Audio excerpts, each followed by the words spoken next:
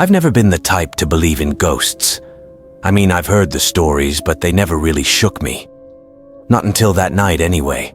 It started like any other night. I was hanging out with a few friends at a local bar, just outside of town. One drink turned into a few, and before I knew it, someone brought up the old graveyard on the outskirts. You know how these things go. Everyone starts trading ghost stories, and soon a dare gets thrown around. "Why don't you go check it out?" My friend Brian smirked. "Spend an hour there alone. Bet you won't make it." I laughed it off at first, but there was that lingering challenge in the air. I knew they didn't think I'd do it. So in my stubbornness, I agreed. I wasn't drunk enough to be reckless, but maybe just enough to think it was a good idea. They all cheered me on as I grabbed my jacket and flashlight and started heading out. The graveyard wasn't too far from the bar. Maybe a 15-minute walk through a patch of woods. It was an old, forgotten place, overgrown with weeds and crumbling gravestones, dating back to the 1800s. Local legend had it that the place was haunted by a woman who had died young, a bride who never made it to her wedding day. Supposedly, she wandered the cemetery, looking for her lost groom, wailing through the night. I didn't believe any of that nonsense.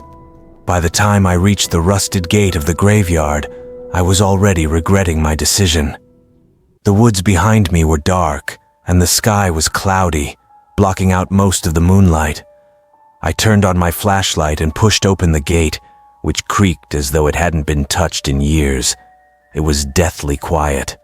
No wind, no rustling of leaves, nothing. I stepped inside, the gravel crunching under my feet sounding too loud in the stillness. I glanced at my watch.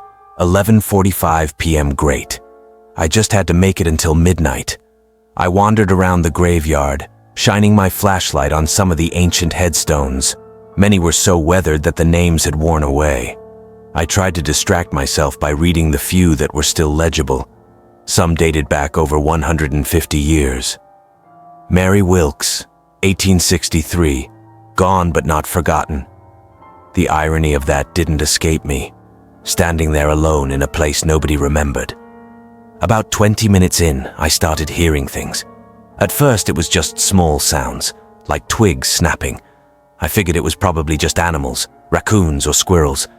But then there was this low, distant hum, almost like someone crying. I stopped and listened, holding my breath. It came again, faint but unmistakable. I swept my flashlight around, the beam bouncing off the old graves, illuminating nothing but the overgrown grass and broken stones. "Hello!" I called out, feeling silly as soon as the word left my mouth. No answer. The crying had stopped too. I told myself it was my imagination playing tricks on me. That's what happens when you're alone in a creepy place. Your brain starts to freak out. I kept walking, trying to ignore the eerie feeling settling into my gut. But a few minutes later, I heard it again, louder this time. A definite sobbing sound, like a woman crying in pain or grief. I stopped dead in my tracks, heart racing, and aimed my flashlight in the direction of the sound. That's when I saw her. At first, I thought it was a trick of the light. The beam flickered over a figure standing by a large tree in the far corner of the graveyard. She was wearing a long white dress, tattered at the bottom, with a veil covering her face. My first thought was that it had to be some sort of prank, a mannequin someone set up to scare people. But then she moved. Slowly, almost as if she was floating, she turned toward me. My breath caught in my throat. She was far away, but I could feel her eyes, hollow and dark, staring straight at me. The crying stopped, and for a few moments, the silence was overwhelming. She just stood there, staring. I wanted to run, but my legs felt like they were stuck to the ground. Suddenly, she started moving toward me, gliding across the graveyard without making a sound. The flashlight began to flicker, the beam dimming as she got closer. My heart pounded in my chest, the terror rising with every second. I couldn't move, couldn't scream, couldn't even breathe. Just as she was almost close enough to touch, I finally found the strength to bolt. I didn't care where I was running, just that I had to get out. I crashed through the weeds and headstones, not daring to look back. Behind me, I could hear the soft sobs again, growing louder, closer. Here's an 800-word story for your YouTube narration. Set in a creepy graveyard with a horrifying ghost event.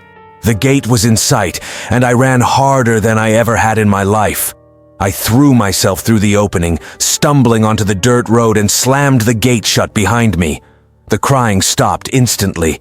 I collapsed onto the ground, gasping for air, my heart still racing. After a few minutes, I managed to pick myself up and look back at the graveyard. It was silent again, as if nothing had happened. But I knew what I saw. The sobbing bride, the way she moved. It wasn't something you could just explain away. I ran all the way back to the bar, not stopping until I was safe inside with my friends. They laughed when I told them what happened, thought it was just my imagination playing tricks on me. But I know what I saw, and I'll never step foot in that graveyard again. I thought that was the end of it. I didn't go back to the graveyard, and for a while everything seemed normal. My friends still teased me about seeing a ghost bride, but I shrugged it off. Maybe I was tired that night, or my mind was playing tricks on me. But then things started to get weird. Really weird. It was about 2 weeks after the graveyard incident. I was home alone, trying to relax. I hadn't told anyone, but I hadn't been sleeping well since that night. Every time I closed my eyes, I'd see her. Her hollow, dark eyes, the tattered white dress, the way she seemed to float toward me without a sound. But I kept telling myself it was just a nightmare. That night, I was sitting on the couch watching TV when the lights began to flicker.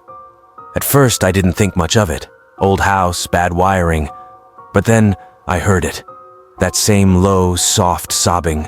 My blood ran cold. It was the same sound from the graveyard. I muted the TV, listening intently, praying it was my imagination. But the crying grew louder, unmistakable. It was coming from the hallway, just outside my bedroom. I grabbed the remote, the stupid instinct of a guy who still thought turning up the volume could drown out the impossible. Then, I heard something else, the faint creak of a floorboard. Someone, or something, was in my house. My heart pounded in my chest as I slowly got up and grabbed my phone. I inched toward the hallway, gripping the phone like it could protect me from whatever was out there. As I turned the corner, the sobbing stopped abruptly. The hallway was dark, shadows pooling in the corners. I fumbled for the light switch, my hand shaking, but the light wouldn't come on. It flickered for a second before going out completely. I stood frozen in the darkness, and that's when I saw her. Standing at the end of the hallway, right outside my bedroom door, was the bride. Her veil was lifted this time, revealing her gaunt, sunken face. Her lips were moving, but no sound came out.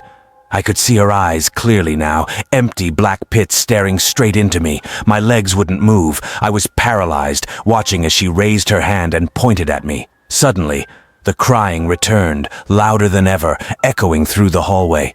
It felt like the walls were closing in. I didn't think, I just ran. I bolted out of the house, slamming the door behind me, and kept running down the street. My breath was ragged, my mind spinning. I didn't stop until I reached my friend Brian's place.